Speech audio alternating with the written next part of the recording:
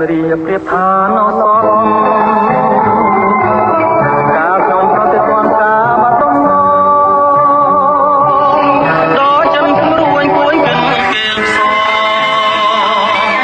តែបានអំមកបងស្មាចំបាឥឡូវបានយល់ចំពេសៀមរៀបអូពុទ្ធជាពោបញ្ញា